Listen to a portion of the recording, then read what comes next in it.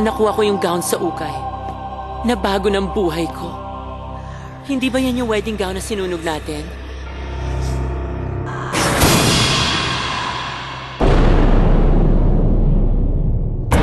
Huwag niyo sirain yan. Baka magalit ang mga laman lupa.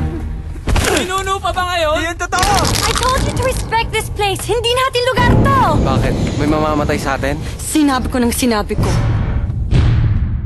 May ibang nasa katawan ng bata na ipinasa niya sa akin. Sino bang nakapasok sa'yo? Ang Diablo. Hindi na nagdadasal ang batang yan. Parang wala ng relihiyon. Parang wala na siyang Diyos.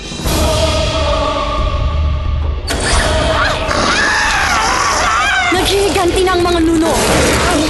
Kung ano ka ngayon, yun ay dahil sa akin. Ako ang Diyos mo. Fashion designer ako! Gown ka lang! Iwan mo ang katawan ng babaeng ito sa ngalan ng Ama, ng Anak, ng Diyos Espiritu Santo.